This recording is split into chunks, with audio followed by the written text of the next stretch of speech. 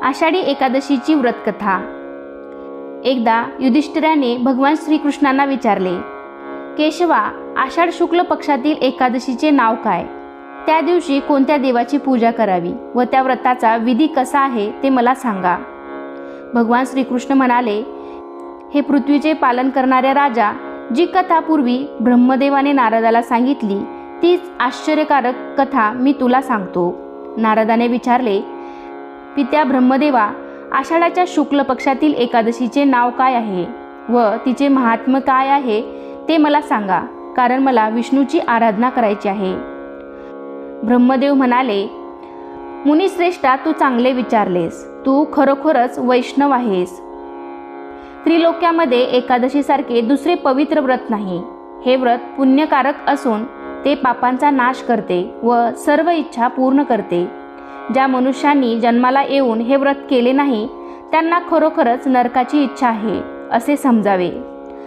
आषाढ महिन्यातील शुक्ल एकादशी पद्मा किंवा शयनी या नावाने प्रसिद्ध आहे।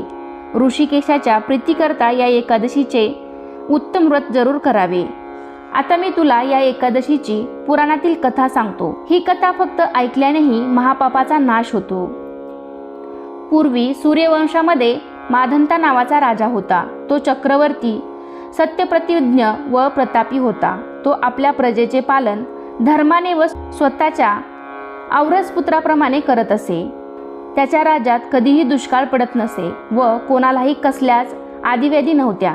त्या राजाच्या कोषागारात अन्यायाने मिळवलेले धन थोडे सुद्धा नव्हते। तो अशा प्रकारे राज्य करत असताना पुष्कळ वर्ष लोटली।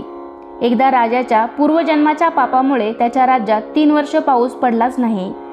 त्यामुळे सर्व प्रजाजन वैतागले व भुकेने आर्त झाले। राज्यात धान्य अजिबात नसल्यामुळे देवयज्ञ, पितृयज्ञ, अग्निहोत्रे व वेदाध्ययन हे सर्व बंद पडले।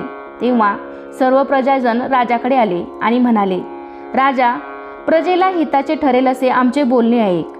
पुराणामध्ये पंडितांनी पाण्याला नारा असे म्हटले आहे। तेथे पाण्यातच राहण्याचे भगवंताचे घर आयन आहे, म्हणून तर भगवंतांना नारायण असे म्हणतात। नारायण सर्वांच्या हृदयात राहतो। हा भगवान विष्णू पर्जन्य रूपच आहे। पर्जन्याची वृष्टी तोच करतो। त्यातूनच अन्न निर्माण होते व अन्नातूनच प्रजा निर्माण होते। हे राजा, असा हा पर्जन्य नसेल तर प्रजेचा नाश होतो। तेव्हा नृपश्रेष्ठा, ज्यामुळे पाऊस पडेल व आमचा योगक्षेम चालेल असे काहीतरी कर। राजा म्हणाला, प्रजाजनांनो, तुम्ही सांगितले ते अगदी खरे आहे। अन्न हे ब्रह्मस्वरूपच आहे। सर्व चराचर जग अन्नामुळे स्थिर आहे। सर्व भूतमात्र प्राणीमात्र अन्नातूनच निर्माण होतात। जगाचे जीवन अन्नावरच चालते।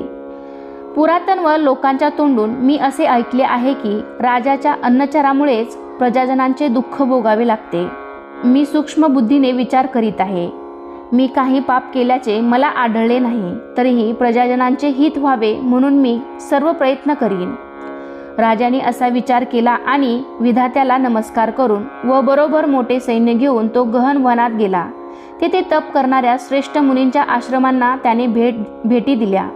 त्यावेळी त्याला ब्रह्मदेवाचा मानसपुत्र असलेला अंगिरा ऋषी दिसला। त्याच्या तेजाने 10 दिशा उजळल्या होत्या। तो जणू दुसरा ब्रह्मदेवच आहे असे वाटत होते। त्या ऋषीला पाहून मांधाता राजाला आनंद झाला। तो रथातून उतरून त्याच्या पुढे हात जोडून एखाद्या सेवकाप्रमाणे उभा राहिला। त्या ऋषीने राजाला आशीर्वाद देऊन त्याचे अभिनंदन केले व राज्यातील राजा, प्रधान, मित्र भांडार, देश, किल्ले व सेना या राज्याच्या 7 अंगाविषयी कुशल विचारले। राजाने स्वतःचे कुशल निवेदन करून ऋषीचे कुशल विचारले। नंतर ऋषीने राजाला इकडे वनात येण्याचे कारण विचारले। मुनीला ते कारण सांगताना राजा म्हणाला, मुनिश्रेष्ठा, मी स्वधर्माप्रमाणे पृथ्वीचे पालन करीत होतो, तरीही माझ्या राज्यात अनावृष्टी का व्हावी याचे कारण मला समजत नाही। माझा संशय नाहीसा व्हावा म्हणून मी आपल्या पायांपाशी आलो आहे। तरी प्रजाजनांचा योगक्षेम चालेल व त्यांचे समाधान होईल असा उपाय सुचवा।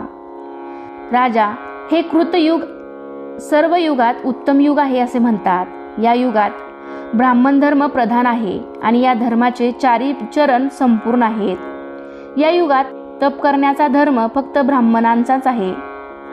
असे असता राजा तुझ्या राज्यात एक शूद्र तप करीत आहे.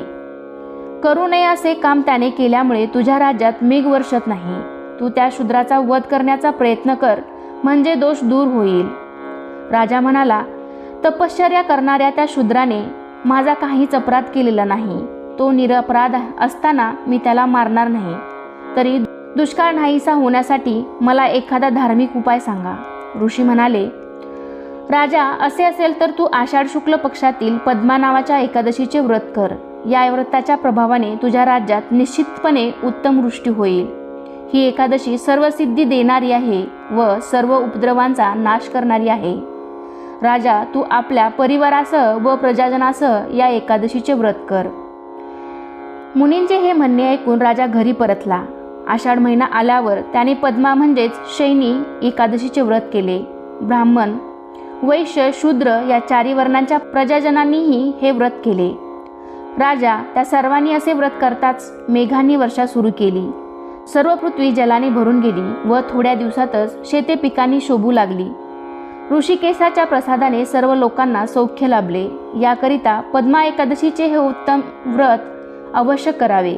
हे व्रत ऐश्वर व मुक्ती देणारे व सर्वांना सुखदायक आहे. या एकादशीचे महात्म्य वाचल्याने किंवा ऐकल्यामुळे मनुष्य सर्व पापातून मुक्त होतो. याप्रमाणे ब्रह्मांड पुराणातील पद्मा एकादशीचे महात्म्य संपूर्ण झाले.